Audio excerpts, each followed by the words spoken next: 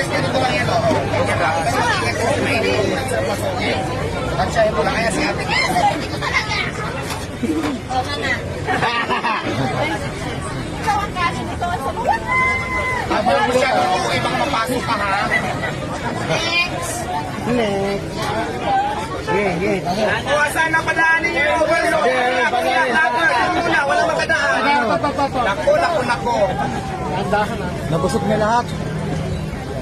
Ayan.